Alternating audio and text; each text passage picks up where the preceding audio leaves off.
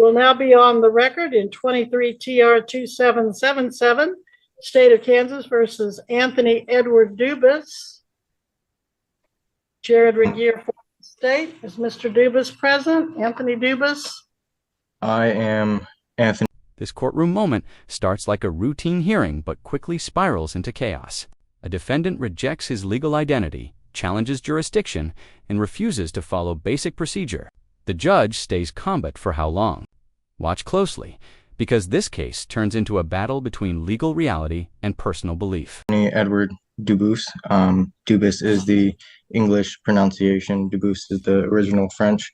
And I am appearing specially in propria persona, not pro se, as sui juris. Okay, first of all, I can't see you, so you're not here.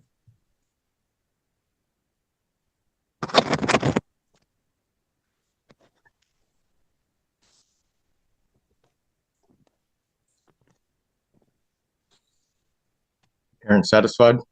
Thank you, sir. Now, Absolutely. as far as I need to go, well, I need you back here in person. Okay, well, it's propria persona, not in person. I'm not the legal entity that you're claiming me to be. All right, sir, if I can't get you on camera, you're not here. I'm doing so right now. I'm just removing it as it's taped. It takes a while.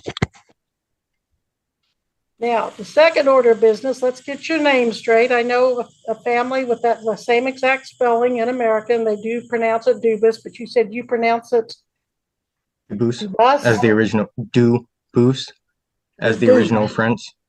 Yep.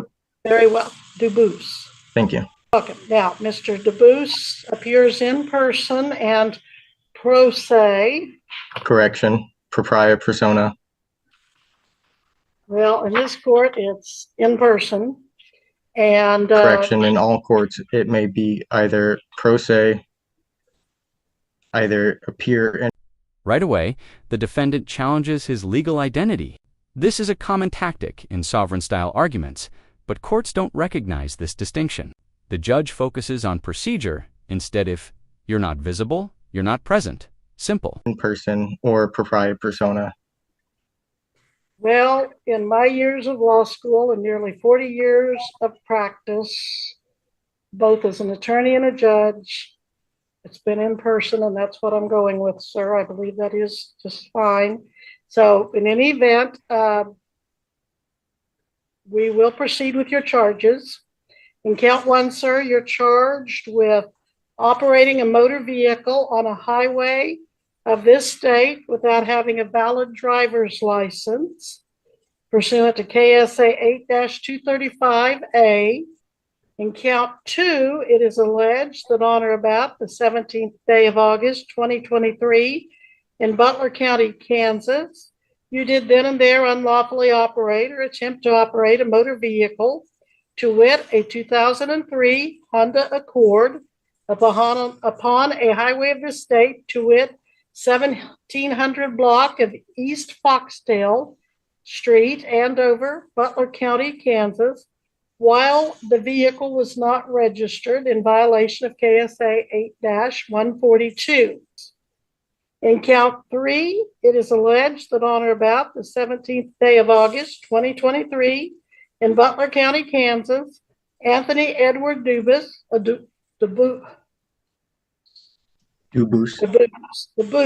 Thank you, Mara. unlawfully and intentionally drive a motor vehicle upon a public highway or property open to use by the public and failed to provide proof of insurance upon demand by a law enforcement officer. Now, sir, if you had insurance when you were stopped but just didn't have it with you or couldn't find it quickly, just provide proof to the county attorney and they'll most likely dismiss that charge. But if you really didn't have insurance, you're looking at a Class B non-person misdemeanor. The law does require a minimum fine if you're convicted of $300 up to $1,000, and it does have a possible jail sentence up to 6 months. Those are the charges against you. You do have the right to an attorney. You can hire any attorney of your choice, but if you cannot afford an attorney, you can apply and see if you qualify for a court-appointed attorney. You don't have to have an attorney, though. You can waive your right to an attorney and represent yourself. So that's an order of business we need to take care of today, is whether you want an attorney or not. And then another is to make sure that you understand what the charges are and the possible penalties. Now the judge clearly lays out the charges: no license, no registration, and no proof of insurance. These are standard traffic violations, not complex constitutional issues. The court even offers flexibility on the insurance charge if proof exists. But instead of addressing that, the defendant shifts into legal theory mode. Do you have any questions for me about that? Yeah, I don't understand the nature and cause of the charges. I have not had my accuser face me to bring the charges against me, as is a violation of due process. And I want to correct, for the record of the court, the named defendant is different than the named person, being myself. Hold on, let me make sure I get that in view of the camera. The named person here is different than the one named in the charges and the counts, being a difference of representation of who exactly it is the charges are against. And it is, to my belief and knowledge, that per KAR 8243 subsection A, exemption from the motor carrier safety regulations, A, the occasional transportation of personal property by private motor carriers that is not for compensation and is not in the furtherance of a commercial enterprise. I am exempt from these rules and regulations, and if I need to get a USDOT number to show that I was not operating a commercial motor vehicle or as a common carrier for business or for profit or in the furtherance of a commercial enterprise, I will be more than happy to produce that USDOT number to show that I am in fact a private motor carrier, not operating in commerce, not driving, as I'm merely transporting and traveling. You are not charged under the... Here comes the classic claim: I'm not driving, I'm traveling. This argument suggests traffic laws only apply to commercial activity, but legally, that's false. Public roads require compliance regardless of purpose. The judge shuts this down quickly. These are state laws, not commercial codes. Uniform Commercial Carriers Code as adopted by the state of Kansas. You are charged just as a motorist operating a motor vehicle. Again, not a commercial vehicle. These are not laws that are subject to the commercial code or to the administrative regulation that you referred. Although you mentioned the word operating, operating is a term used for the furtherance of a commercial enterprise, or driving, operating, the physical use or furtherance of for-profit business or for compensation. It may under the commercial code, but not under the code otherwise. It is under Kansas, correct? It is not under Chapter 8 of the Kansas statutes or Chapter 40, which are filed under.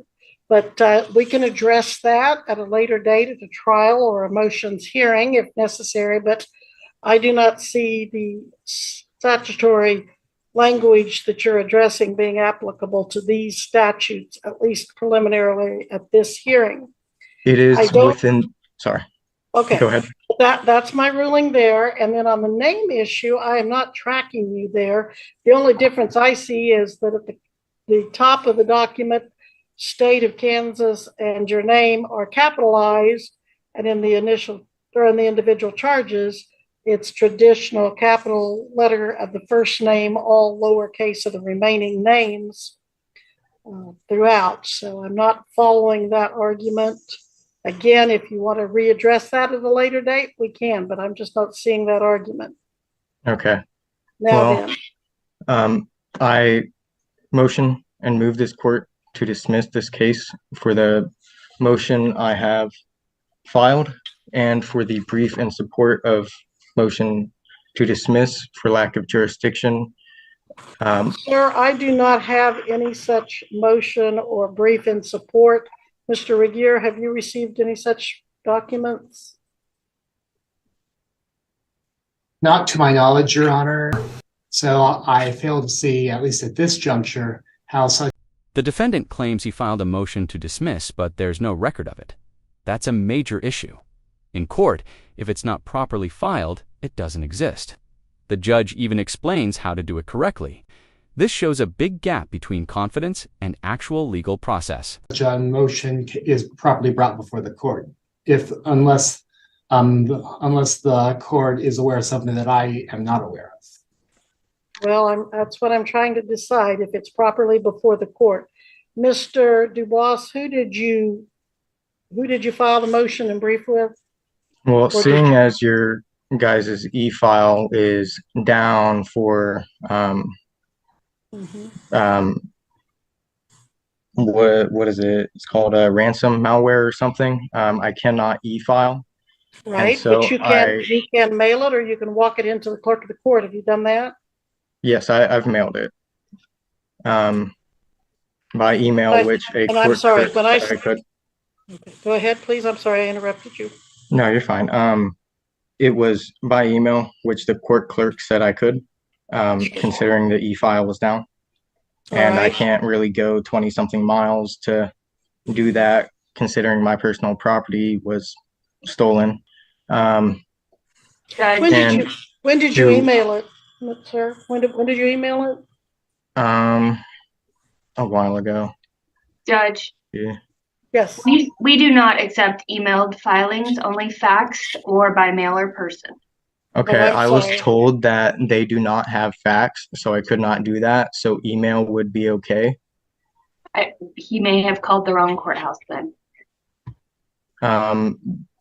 They spent 10 minutes finding my case because your guys' system was down. So I'm fairly certain it was the correct one. Okay. Do you recall which you filed or which court you called?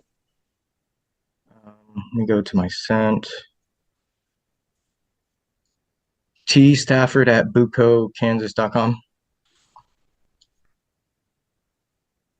I think that might be at the county courthouse, not the district courthouse.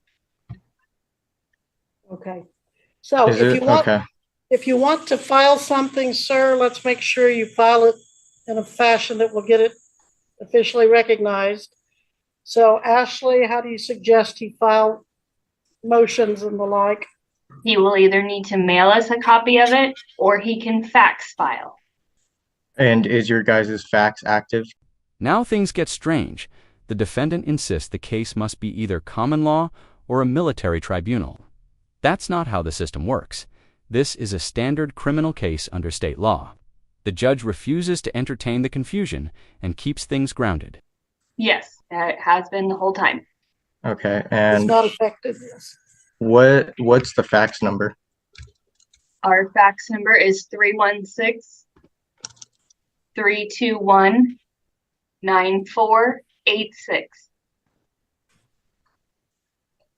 Okay, and my honor, I have one last question. For the nature and cause of these charges, is it a criminal or is it a civil matter? This is a criminal matter. Okay. As is a criminal matter, there are two jurisdictions which I may be tried. One is the common law, and the other is a military tribunal. Which of those two do you intend to try me in? I intend to try you in this one, sir. Which is this one? Please elaborate. The criminal one. Well, criminal has two jurisdictions. It is either the common law or it is the military tribunal. Well, sir, we're not going to go into that at this point. Are you refusing to acknowledge to me and tell me the nature and cause of the charges? I have told you the nature and the cause of the charges. You are not elaborating. I think the remaining issue, sir, is whether you're going to hire an attorney apply for court appointed or represent yourself?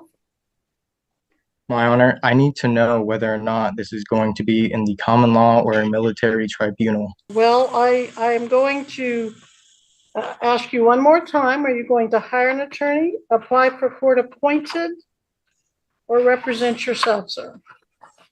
Again, I'm not representing myself.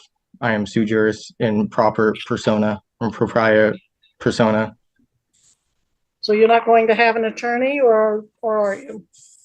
No, I'm not going to be presented or represented by any British agent, registrant, or anybody else to be a ward of the state. I'm standing on my rights and I do not abrogate them. And if you're going to continue to move this court without any sort of evidence, well, I guess I'll have to file that. But We're going to set your hearing. How do you want to plead to the charges first? Then, if you don't want to have an attorney, how do you want to plead to no valid driver's license? My Honor, are you attempting to administer the trust without permission and consent?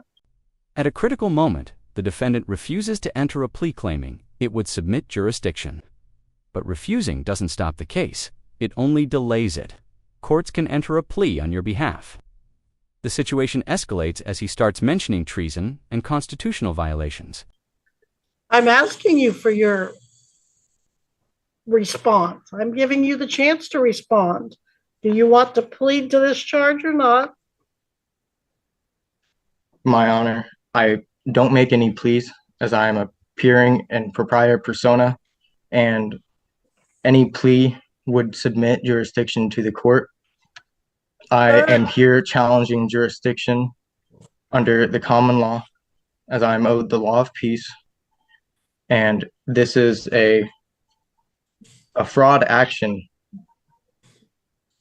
as fraud in the inducement from the beginning under due process violations from Deputy Khalid Barake and the other officers or sheriffs that were on scene. And if you are attempting to administer the trust without consent of myself, the living man, the grantor, in common law, which is above Admiralty Maritime Law, then you will be in violation of Article 3, Section 2, the trial of all crimes, except in case of impeachment, shall be jury, and such trial shall be held in a state where said crime shall have been committed, but when they are not committed with any state, the trial shall be at such place or places as the Congress may by law have directed. And as there is a difference between the Republic State Kansas before the state of Kansas was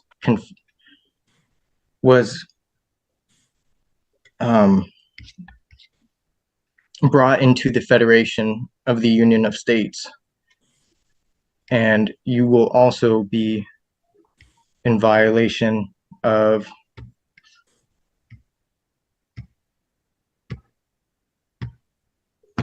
I'm getting it real quick.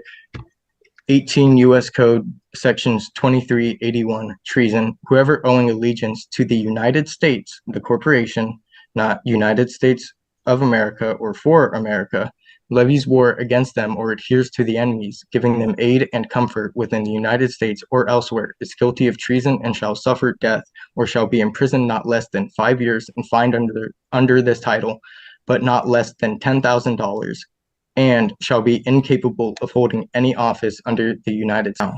I, Anthony Edward Dubus, the proper case trade name, not the all caps legal entity of which you're attempting to administer the trust of, am an American state national, a Kansas state national per 8 USC 1101, subsection 21, and is recognized by the Kansas.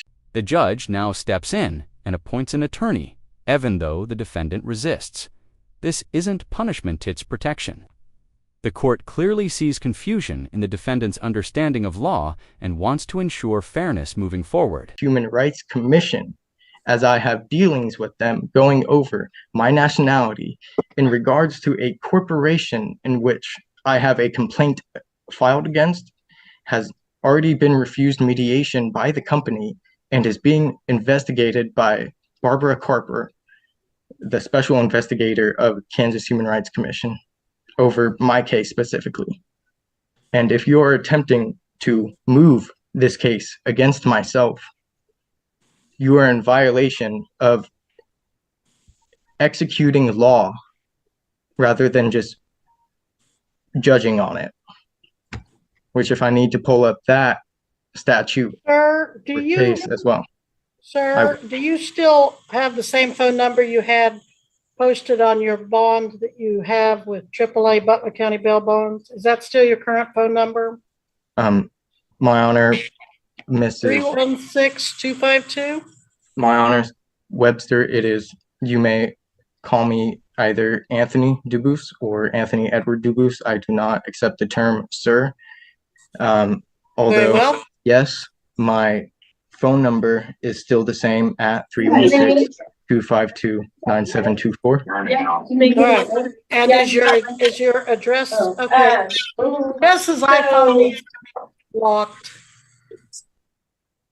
And Mr. Dubois, is your address still homeless, or do you have something more specific at this time? See, they refuse to put down my address. I am within Wichita, Kansas, rural free delivery within the 4-corner rule 67202, aka the brackets around 67202. And they refused to put down my rural free delivery address and put me as homeless instead because they could not accept it. They refused. Also, Deputy Khalid Barakay, when I was taken to Butler County Detention Center, refused that there were any magistrates at all within any of the courts, which per due process of common law, I was to be taken before a magistrate or a tribunal, both judicial, either Article 3 or 4, in front of a magistrate judge to be decided whether or not I was even within the jurisdiction to be tried for these charges or commercial crimes. Your next court date will be 2 weeks from Monday. What do you have, Ashley? 2 weeks from this past Monday. What is it?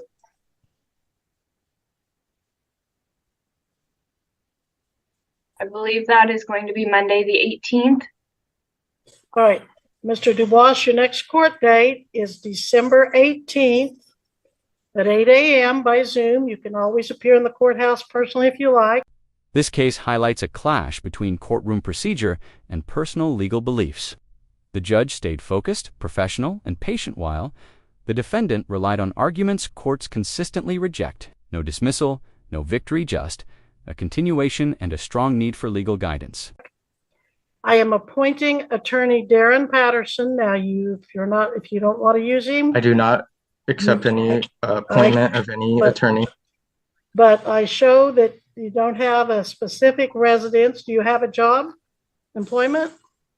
I did, and then these actions against myself from the state of Kansas caused me not to have it anymore. In process of finding another one, putting in applications every day and making sure I do my due diligence to make sure that I can gain my compensation and my livable wage. Well, your attorney is Darren Patterson. My honor. His number is 316-322-7700. Ashley, please send him Mr. Patterson, the appointment and the court date. I want you two to talk. If he can be of any service to you, I would encourage you to let him do so. If you have any questions or if you want him to help you with any motions, he can advise you on that. But I think at this point, there is a lot of confusion on your part about there's no confusion and how it works. Did I've you go to researched law school, more than Mr. Dubois? Did you go to law school? Are you a licensed attorney? it is Anthony Dubus or Anthony Edward Dubus. No, I am not a licensed practice attorney, although that does not stop the common law right of anybody practicing law for themselves, or not, my bad, not practicing, as that is the commercial term, enacting law and being in court for themselves, on behalf of themselves, and to have any form of counsel. We do have finally a point we agree on, that you don't have to have counsel. But I want Mr. Patterson available to you because you have, in this court's opinion, mixed federal law and state law and other sources of law that don't My all honor. go together. May And I just want elaborate? him to be available to you. I think we have exhausted this particular hearing, the purpose of which is merely to make sure you know what the charges are, the possible penalties, and your rights that I have gone over with you, including your right to counsel, which I'm hearing you say you don't wish to utilize. But nevertheless, I'm going to direct Mr. Patterson to at least be available to you, that you be here again December 18th at 8 a.m. by Zoom. And I'm going to continue your bond until that date and time. So anything else, Mr. Anthony Edward Dubois, please take that up. Honor. Thank you. Please take that up at the next hearing after you've had a time to talk to Mr. Patterson. Okay, my last final thing I want to say is I'm already filing Kansas Commission on Judicial Conduct complaint against the judge. And that would be the prior judge, Mr. Mr. Lee, I believe. And I will be adding you to the complaint as well, as you are violating my due process right and my Sixth Amendment. You're welcome to do that, sir, if you want. But at this time, this hearing is adjourned. Okay, and I also want to mention that Mr. Regier has not moved this case against myself, and that the witness, firsthand witness that needs to be present to move this case against myself is not present. Your And is a arguments, violation of my Sixth Amendment. I yield. your arguments are noted, and we are in recess. You are excused at this time, Mr. Anthony Edward Dubois. Dubus, thank you, my honor. Dubus. I will get it. Dubus. You're fine. And in the reference to the family, of which you are probably familiar with, Yes. I am the only person actually being within common law. They subject themselves as citizens, of which I'm not, and that is probably where the familiarity of the last name comes from. And All right. I appreciate your time. Thank you. I hope you have a blessed day.